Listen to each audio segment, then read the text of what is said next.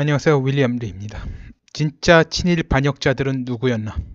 3.1절 특집입니다.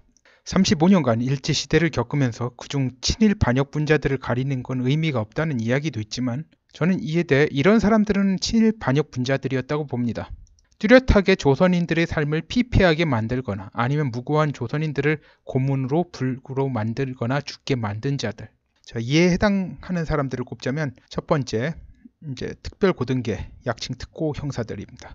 두 번째, 헌병 5장. 세 번째, 특무입니다. 특무라고 하는 거는 이제 비밀 경찰이에요. 일종의 이것도. 그리고 군수품 공출 유공자들인데요. 1, 2, 3번은 이제 뭐 한마디로 나치 시대 때 게슈타포 아니면은 친위대 SS와 같은 사람들입니다. 이제 총독부 중추원 참의도 여기에 넣어야 할지도 모르겠지만 뚜렷하게 이런 혐의가 있는지 모르겠습니다. 그러나 총독부 중추원 참의는 일제 적극 협력자라는 명칭은 분명 유효합니다. 이는 나중에 이제 시간 나면 오늘은 다루지 않고요. 다루기로 하겠습니다. 특고나 이제 헌병 5장은 나치 독일로 따지자면 이제 벌써 얘기한 거죠. 특무도 마찬가지예요. 2차 세계대전 이후 게슈타포 친위대원들은 아무리 직급이 낮아도 전범 취급을 했습니다. 근데 박정희 같은 이제 만주군 장교를 독립군 토벌 운운하는데요. 만주 독립군은 그 두 번에 걸쳐서 크게 쓸려 나갔어요. 네.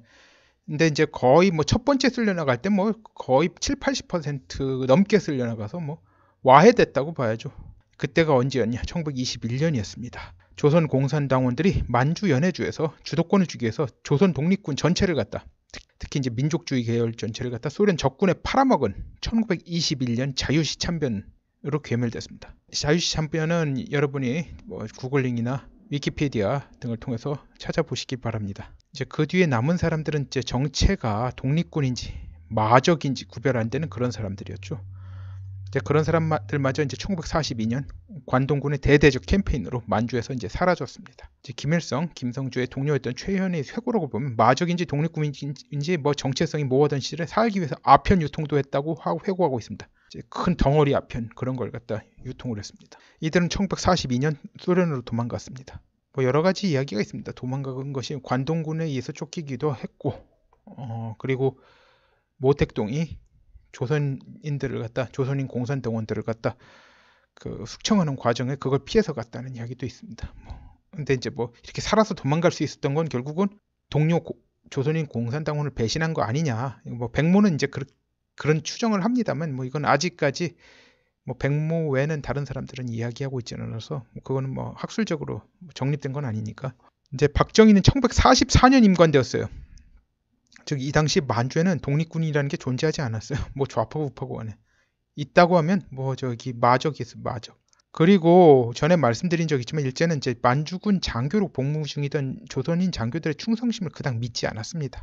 소련이 선전포고를 할지도 모른다는 두려움이 있었습니다만 태평양 전선에서 장교들이 태부족해서 관동군 장교들을 태평양 전선으로 투입할 적에도 만주군 장교들을 차출하지 않았습니다.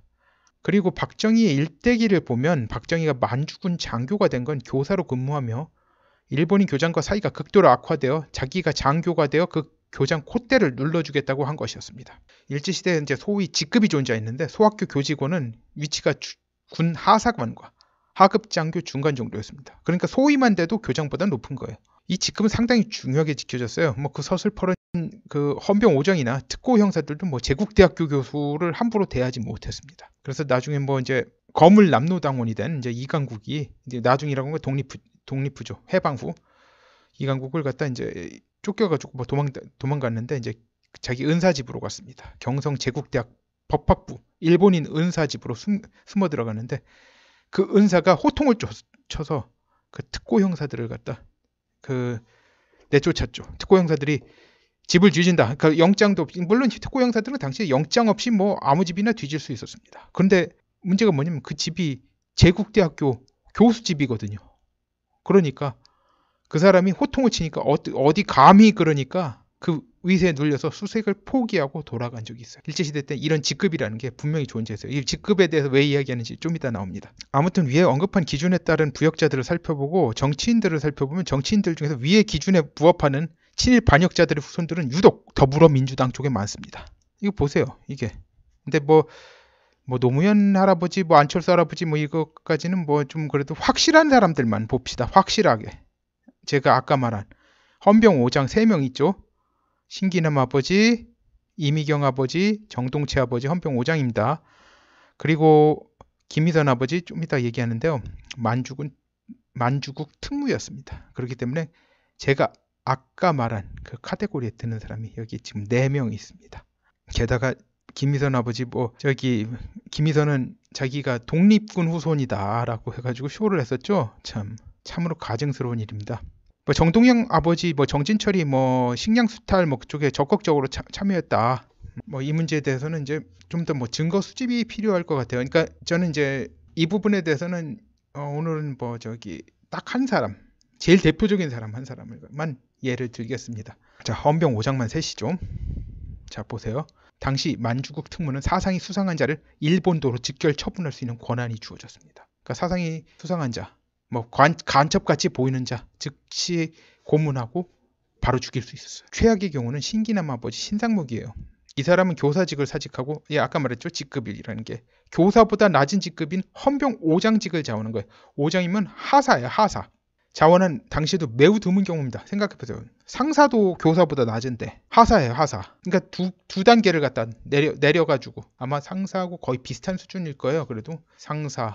그러니까만 두 계급을 낮춰가지고 자원한 거죠. 이제 박정희는 일본인 교장 콧대를 눌러주겠다는 좀 유치할 수도 있는 동기로 장교가 되었다면 당시에 그 형이 말렸습니다. 나중에 이제 대구 폭동 사건 때 이제 사망한 박상희죠. 박상희가 말렸는데 결국은 갔다가 돌아와서 너 꼴 좋다. 형 말 안 듣더니 그냥 학교 선생하고 있었으면은 돌아와가지고 해방 전국에 돌아와가지고 실업자 되진 않았겠지 않겠냐 뭐 그런 잔소리를 들었었죠.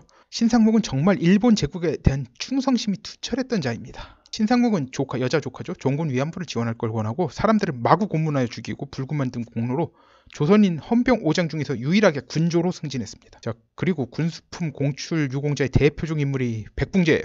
텐노로부터 한일 합방 유공자를 제외하고 유일하게 자귀를 받은 유일한 인물이에요. 자작 칭호를 받았어요. 자작이 끝에서 두 번째인가 그래요. 제일 낮은 게 아니에요. 제일 낮은 건 남작. 자작 정도면 얼마나 높은 겁니까? 자작이면 그 당시 이제 나중에 일본 귀족원의 회원이 될 수가 있어요. 그리고 백붕제는 그 공로를 인정받아가지고 창씨개명도 안 했어요. 하쿠. 그러니까 백을 갖다 하얄 백을 갖다 일본어 발음을 하면 하쿠거든요. 하쿠 자작이 된 거예요. 자, 중일전쟁부터 일제 패망까지 군수품 공출은 정말 가혹했어요. 집에서 쓰는 소치고 수저고 다 긁어갔습니다.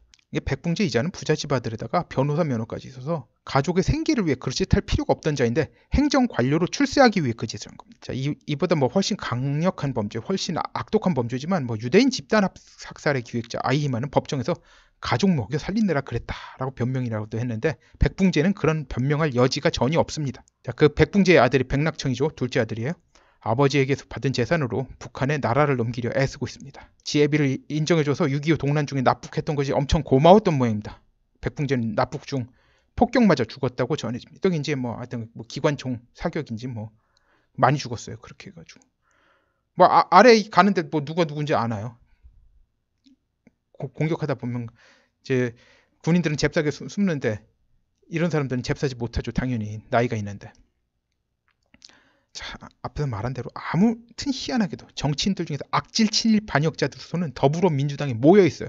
이 사람들이 만약에 진짜 뭐 자유한국당이나 그런데 그런 사람들이 있었으면 찾아내가지고 반드시 진짜 뭐라고 했을 거예요. 없잖아요. 기껏해야 저기 김무성 앱이 아니야. 김무성 앱, 김용주 저기 뭐 그 기부금 냈다고 군대 일본 군대에다가 이 주제에 친일파 청산 타령을 하고 이에 부안에 동원하는 문외자들이 차고 넘치는 게 현실이에요. 참. 이러고 뭐 100년 전쟁 그러고 뭐 그런 거 보고 참 황당합니다. 네, 감사합니다. 구독, 알림, 공유 부탁드립니다.